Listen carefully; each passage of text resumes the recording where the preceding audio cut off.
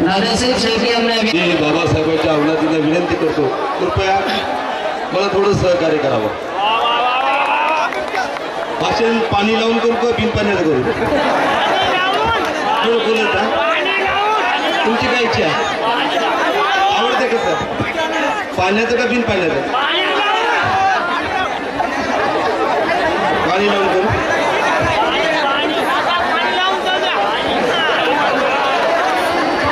थोडं स्टेज समोर कोणी थांबायचं, वरे बसा प्लीज.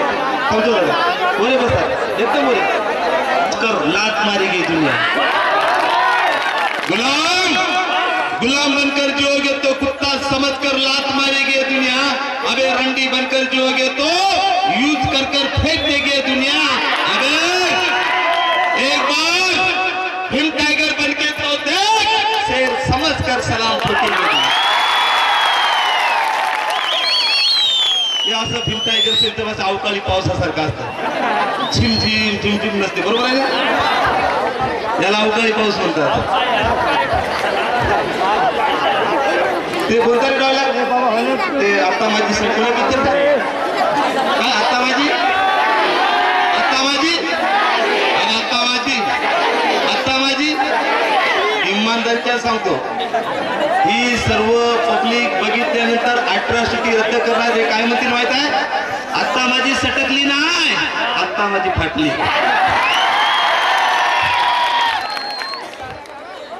ते काल पण एक पिक्चर येऊन गेला, आमचे मदन भाऊ आहेत शोले. अरे इतने आदमी थे. डायलॉग ऐकला? थोडं बोलायचं, मला भाषण येत नाही बरं. आम्ही विचारवंत होऊ शकत नाही मदन भाऊ. आम्ही कानाखाली आवाज काढणारी आवडणार. लक्षात घ्या. शोले पिक्चर बघितला ना? आपण थोडं बोलत जा भाऊ. माझं काम संत गाडगे, मी भाषण करत नाही, संत गाडगे बाबा सारखं कीर्तन करतो. कोणता पिक्चर? डायलॉग आहे का? अरे सांगा इतने आदमी थे. काय पुढे काय रे? किती येते? दोन येते वाद का गटासारखं बघा. कितने आदमी कोण ये काय दोन काय तीन ते सुरूच. एकच सांगा बघा. आपल्या सर्वांकडे बघितल्यानंतर मला शोले पिक्चरचा डायलॉग आठवला. अरे सांगा कितने आदमी थे? 17. कितने? एक सांगा रे बाबा. येतं एक मत नाही आता. 3 थे ना? गोली आदमी 3 गोली कितनी? लक्ष द्या, तुमच्यासाठी डायलॉग आहे. आज शोले पिक्चर निघाला असताना अमजद खान जर येत आला तर कसा डायलॉग बदल असता. पहिला डायलॉग असा होता, अरे सांगा कितने आदमी थे? सरदार 500 सालों मैं आपने नहीं उन लोगों की बात कर रहा हूँ. सरदार 50 फिर भी भागे. सरदार वो जय भीम वाले थे. बरोबर काय बेटा? घेऊ का? हात धुवून घेऊ का?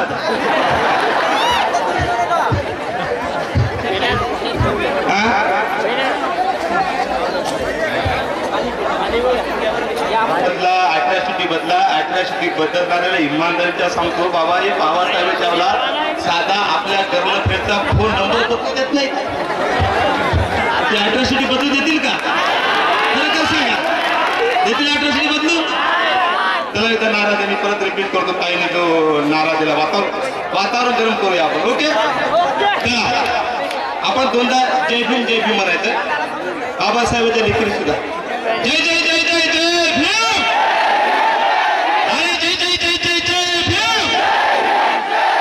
दिल से बोलो, सुनतान के बोलो, प्यार से बोलो, अरे मन से बोलो.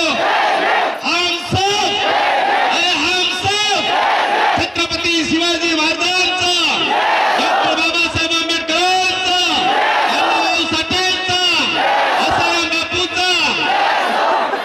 आमच्या शाळेची गुणवत्ता ठीक आहे सर. बघा म्हणजे विद्यार्थी कशांचे एज्युकेटेड आहेत. एवढे काही प्रश्न विचारतो. हॅलो बघा म्हणे सर आमच्या शाळेची गुणवत्ता. ठीक आहे सर. सरांनी विद्यार्थ्याला काही प्रश्न विचारले, ऐकून काय सांगावं. सरांनी माझ्यासमोर एका विद्यार्थ्याला प्रश्न विचारला. मास्तरांनी सांग म्हणे. तो म्हणे बोला सर. डॉक्टरनी इंजेक्शन दिल्यानंतर रक्त का बाहेर येतं. विद्यार्थ्याला प्रश्न विचारला. विद्यार्थी म्हणे मी सांगू सर, मी सांगू. म्हणे सांग. सर ते इंजेक्शन कोणी दिलं हे बघण्यासाठी. ते दुसरा प्रश्न विचारला विद्यार्थ्याला. दिवाळीच्या दिवशी रांगोळीच्या भोवती मेणबत्त्या का लावतात. अरे मोठा हुशार सर, मी सांगू, मी सांगू. म्हणजे सांग. तर रांगोळ्याला थंडी वाजू नये म्हणून. तिसरा प्रश्न विचारला. सांग. वडिलाला पालक म्हणतात तर आईला काय म्हणावं ते चाबरं होतं. मी सांगू. तर वडिलाला पालक म्हणतात ते तर आईला शेपू म्हणावं. चौथा प्रश्न विचारला. 60 मिनिटाला घंटा म्हणतात, 30 मिनिटाला काय म्हणावं. तरी हुशार होतो. सर म्हणे मी सांगू. सर 60 मिनिटाला घंटा म्हणत असेल तर 30 मिनिटाला घंटी म्हणावं.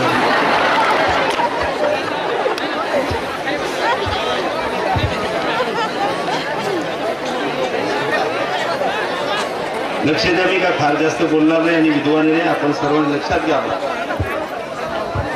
कारण बाबासाहेब आंबेडकर म्हणतात वैचारिक क्रांती झाल्याशिवाय सामाजिक क्रांती होऊ शकत नाही. म्हणून बाबासाहेबांचं वाक्य माझं नाही. प्रबोधनाचा नंदादीप तेवत ठेवाय बाबासाहेब म्हणाले. म्हणून प्रबोधन असतं. जवळ घेऊ माई. ठीक आहे चालेल साहेब, नो प्रॉब्लेम. एक जागा घरची पोरगीच पळून गेली. ते तिथे गेलं. काय झाली. पोरगी पळून गेली. 7-8 भाऊ ते असं हल्लं त्याला ऍडमिट करावं.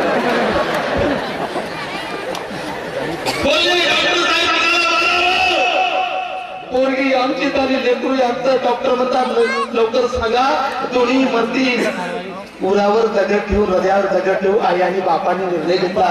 जगातल्या सर्व मने बाळाला मारून टाका.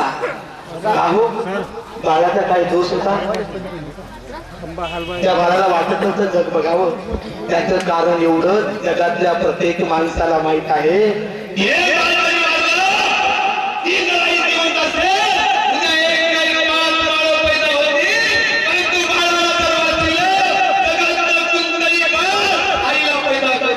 नाही